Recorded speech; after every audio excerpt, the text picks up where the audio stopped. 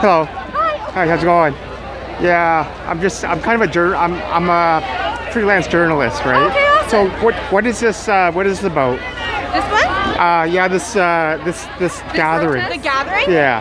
So it's a protest because we feel like the government and just like everybody, free method adults, aren't doing enough climate change wise. Canada isn't on track to meet the Paris Climate Accord, which is unacceptable. So we're here to just like let it be known that we want the government to start making strides towards protecting the earth. Yeah. And so like what would be like some specific examples of maybe what you would like in this area? In this area? Yeah. Well, I have Kill Bill 61, yeah. Which is a bill that essentially legislates a monopoly for Newfoundland Power on power in the province, so Newfoundland and Labrador, yeah. Which keeps you from using other forms of green energy besides Muskrat Falls, yeah. which I think we can all agree was a huge failure. Yeah. So I think we should be able to use wind turbines. Yeah. And other stuff. I just think there should be more of a free market, clean energy wise, and a plastic bag ban. I know that just like didn't go through. That was being proposed. Yeah. Stuff like that, where we're just looking for clean energy, getting rid of single-use plastics, and stuff like that to strive towards having a green world. Yeah. And so like, you know, you hear of like other localities in North America. You know, once they do the plastic bag ban, a lot of the times they'll move on to the next thing, right? So yeah. straws, styrofoam. Yeah. You know, what would you say to people like restaurants who say like if they're using like those styrofoam containers for takeout, right? Then there's nothing else for them to use after that. Like what would you say for people that are concerned that way? I would say there's always more options. I know you can look at biodegradable cellulose is an option that's been used to replace a lot of single-use plastics. Yeah. Straws and stuff wise, there are restaurants now who are finding like huge economic success with using like plastic and paper straws as opposed to plastic, because people really do, especially the younger generation, really do appreciate businesses that are green and look towards finding green solutions. So I would say that, you know, there's always more options, there's always stuff you can do, and especially as our generation gets older and becomes like the base of consumers, that's what you need to look for keeping your business going and, you know, creating better economic success for your business. So, and what about like, for example, like students who are on limited income, senior citizens, and you know, you go to the grocery sometimes just for specific sales that they advertise, right? And then maybe like you go and you forget to bring those bulky bags, and then you get charged like an extra 5 cents per bag. You know, a lot of people would find that rather cumbersome. Like, do you think that it's reasonable for stores to charge people like 5 cents per bag like that? I think that was their attempt at stopping people from using plastic bags, and I think the better thing is to just ban them entirely, because that way people aren't paying more for ways to carry their food, but they're forced to use reusable options. But I think, you know, there's been examples of grocery stores, particularly, I know there's one in Britain that I can't remember the name of right now, but they switched everything in their store to get rid of single-use plastics. So they use biodegradable cellulose, and they leave bread and like fresh bread and stuff out for people to pick up and put in cloth bags and stuff like that. And they actually found that it boosted sales and it increased revenue. So I would say that banning the use of plastic bags is better than charging people for it, because people will just pay the 5 cents and then complain about it. But you know, the best thing to do is try and get rid of as many single-use plastics as we can. Yeah, yeah. All right. So yeah, my YouTube channel is www.youtube.com/Mercedes-Benz, like the car. Yeah. And then 647. Okay. So 647 is a Toronto area code. That's how I remember it. Yeah. All right. So thanks a lot. Yeah, no problem. See ya.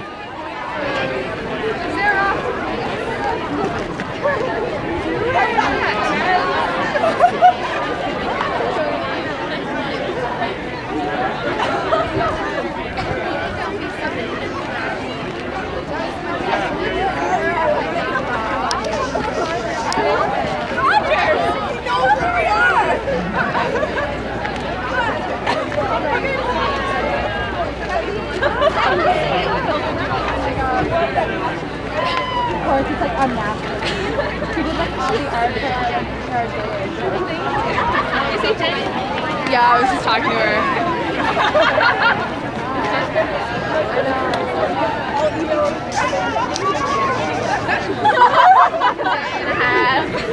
Send them a couple of pictures. Yeah. Can I take a picture as well? Yes, of course.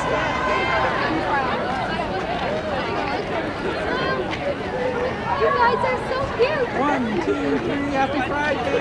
Happy Friday. It's so nice. Should we take? Oh my God!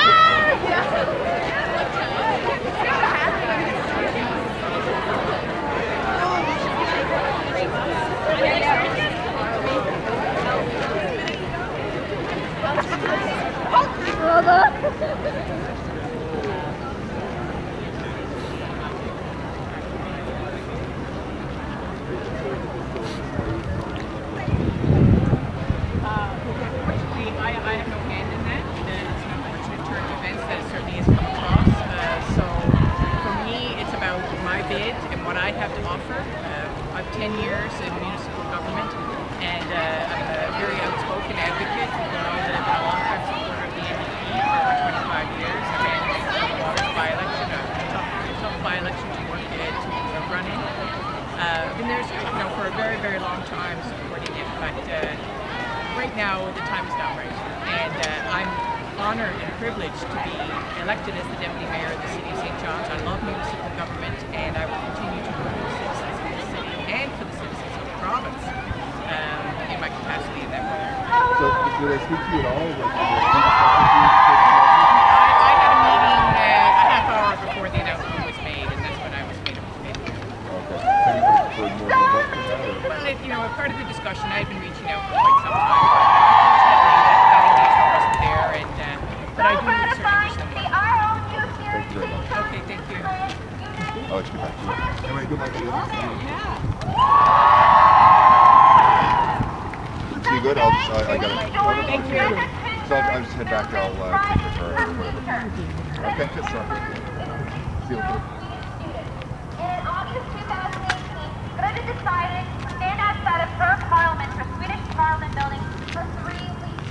She didn't go to school, and she was striking for climate action.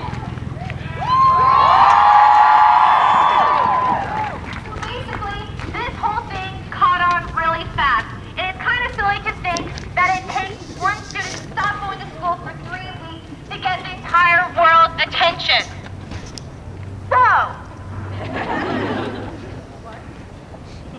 also, Greta was actually just nominated for a Nobel Peace Prize for the sixth.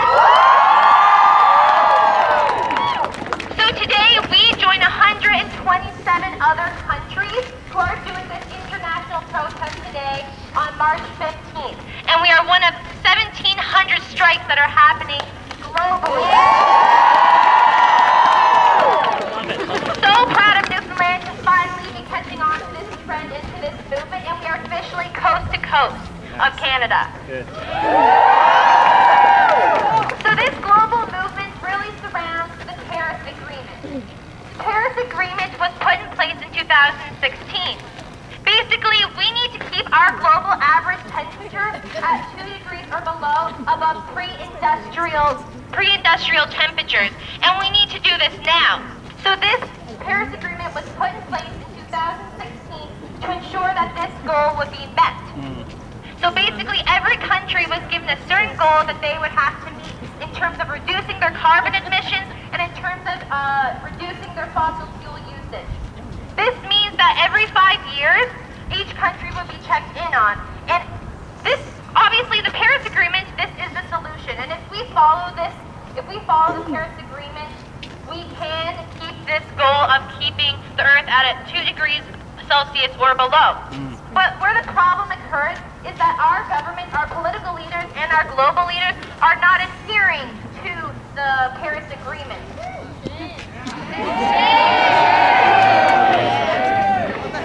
This means that by 2020, there's countries, the majority of the countries who are signed up to the agreement are not even close to meeting their goal. And this is why we need to take action now, because we need to adhere to the Paris Agreement? So I would like to hand this over to Andrew because he will say a few words. Andrew is our MUN representative here today, and he has been co-organizing this event with us. Give it up for yourselves for all being here. This is great, right? It is. Love it. So, we all know Newfoundland, they're bought by oil and gas. Everything in this province is surrounded by oil and gas. They're the biggest emitters, but they're also the reason why we have universities like Memorial. We need to make sure that oil and gas does not put a stranglehold on this province anymore. We need to get off oil and gas as soon as possible. The IPCC report that was issued last year reported that we only have 12 years before catastrophic changes happen to the world that we cannot turn around. We have 12 years to change the world globally. This starts with places like Newfoundland.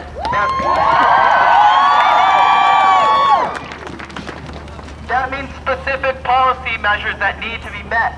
We need to repeal Bill 61, which doesn't allow wind energy to be produced in Newfoundland. Yeah! This means getting off diesel in the western part of the province that is a huge emitter and is a much bigger polluter than even gas and oil. These are things that need to happen immediately. We need to enhance our public transportation. We all need to take lifestyle choices that include events like these as gatherings for policy measures that we want. We need electrified public transportation, and we need it now because we know our transportation is a huge emitter of CO2 and One more thing is that we need to be holding events and protests and demanding political leadership take responsibility for why we are in this mess. We will be the generation that cleans up this mess and makes sure that our children and their children have a clean and livable planet to live on.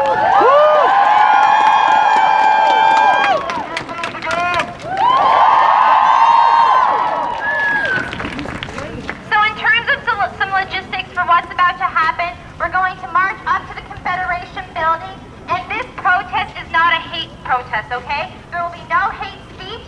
There will be no littering. We want to keep the atmosphere very respectful, okay? Good. And also, please, throughout the event, use the hashtag Fridays for Future and the hashtag Climate Strike, because that's what's really going to get this out into the world and show that St. John's, Newfoundland is joining this movement. We're going to have big signs to the front of the line, and also throughout our march up the road, we want everyone to join in on the chants, okay? So we're going to start chants and everyone sees the banners over there. Put your banner up! So we're going to have some crowd control messages now from the Confederation of Canadian... Go ahead. Hi folks, we're at the Canadian Federation of Students, and Sophia's just doing a practice megaphone over there. It's amazing to see so many people out here this morning. Wow, seriously, wow.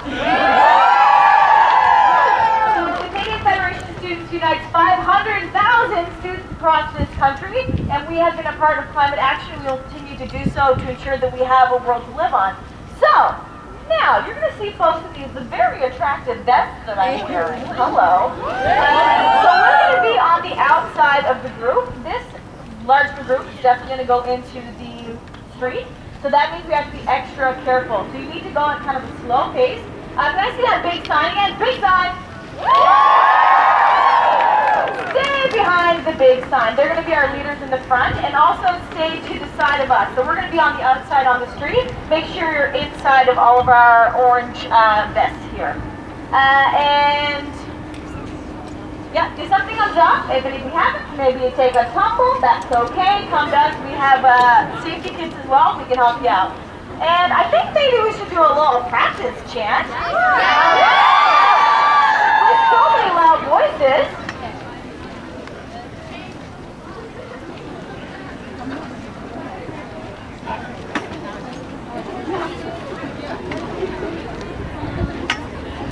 What a great movement.